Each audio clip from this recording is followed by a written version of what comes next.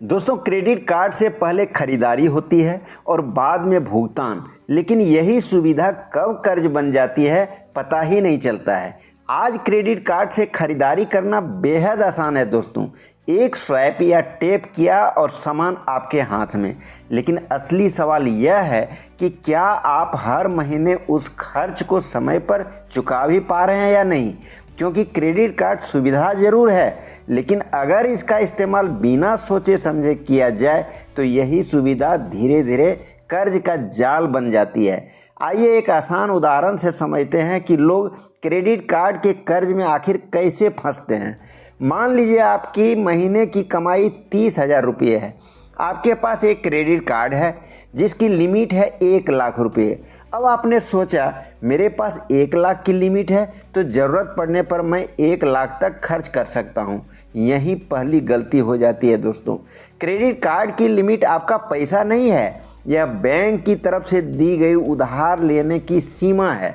अब मान लीजिए आपने एक महीने में क्रेडिट कार्ड से 40,000 रुपये खर्च कर दिए, मोबाइल पर 15,000 रुपये, कपड़े और शॉपिंग पर 8,000 रुपये, खाने पीने पर 5,000 और बाकी छोटे बड़े खर्च मिलाकर कुल खर्च हो गया 40,000 रुपये। अब आपकी सैलरी है 30,000 और क्रेडिट कार्ड का बिल है 40,000, यानी आपने एक महीने की कमाई से ज़्यादा खर्च कर दिया।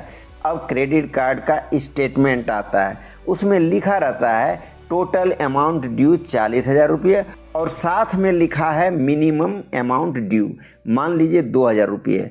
अब बहुत से लोग सोचते हैं अभी 2,000 रुपये भर देता हूँ, बाकी अगले महीने चुका दूंगा। लेकिन यहाँ सबसे ज़रूरी बात समझिए दोस्तों, मिनिमम ड्यू भरने का मतलब पूरा क्रेडिट कार्ड का बिल चुकाना नहीं हुआ है, बाकी रकम बकाया रहती है और कार्ड की लागू शर्तों के अनुसार उस पर ब्याज और दूसरे चार्ज लग सकते हैं। अब मान लीजिए अगले महीने आपकी सैलरी फिर आई 30,000 रुपये, लेकिन पिछला पूरा क्रेडिट कार्ड का बिल अभी भी बाकी है। इसके बावजूद आपने फिर क्रेडिट कार्ड से 10,000 रुपये खर्च कर दिए। अब क्या हुआ, पुराना बकाया है, नया खर्च जुड़ गया और लागू इंटरेस्ट तथा चार्ज भी लग जाएंगे। फिर आपने सोचा इस महीने भी मिनिमम ड्यू भर देता हूँ। अगर यही सिलसिला लगातार चलता रहा तो आपका बकाया कम होने के बजाय बढ़ता जाएगा और यही स्थिति धीरे धीरे डेब्ट ट्रैप यानी कर्ज के जाल में बदल सकती है। अब दूसरी बड़ी गलती है दोस्तों, क्रेडिट कार्ड की लिमिट को अपनी कमाई समझ लेना। मान लीजिए आपकी सैलरी 30,000 रुपये है और क्रेडिट कार्ड लिमिट 1,00,000 रुपये है। इसका मतलब यह बिल्कुल नहीं है कि आप हर महीने 1,00,000 रुपये खर्च कर सकते हैं। आपकी असली खर्च करने की क्षमता आपकी इनकम और रीपेमेंट कैपेसिटी से तय होती है, क्रेडिट कार्ड की लिमिट से नहीं। अब एक और उदाहरण देखिए, मान लीजिए आपकी सैलरी है 50,000 रुपये, आपने क्रेडिट कार्ड से 45,000 रुपये खर्च कर दिए। अब महीने के अंत में आपकी लगभग पूरी सैलरी बिल चुकाने में चली गई। फिर अगले महीने का घर खर्च चलाने के लिए पैसे कम पड़ गए, आपने दोबारा क्रेडिट कार्ड इस्तेमाल कर लिया।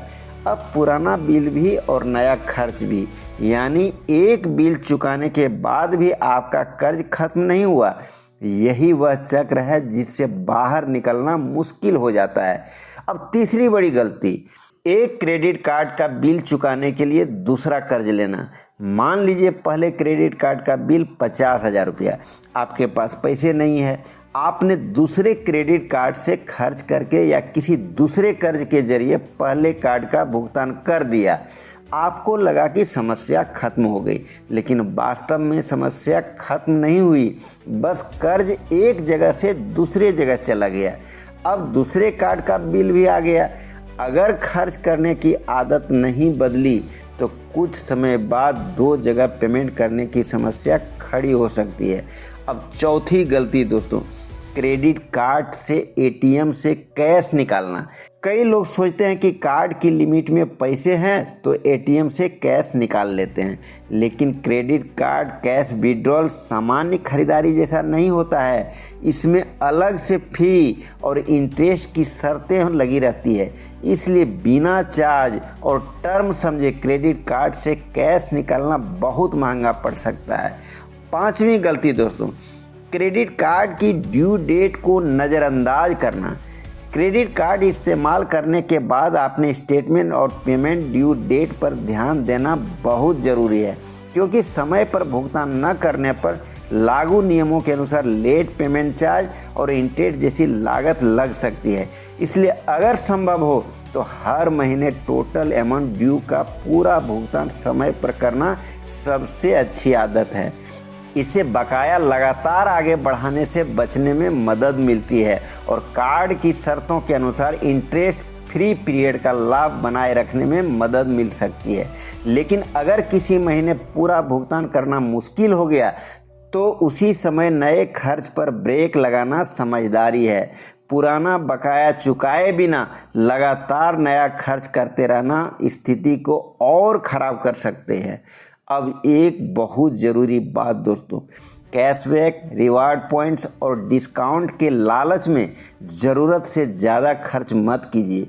मान लीजिए आपको 500 रुपये का कैशबैक पाने के लिए 10,000 रुपये की गैर ज़रूरी खरीदारी करनी पड़ रही है, तो आपने 500 रुपये बचाए नहीं हैं, आपने 10,000 रुपये खर्च किए हैं। इसलिए हमेशा पहले ज़रूरत देखिए फिर ऑफ़र देखिए।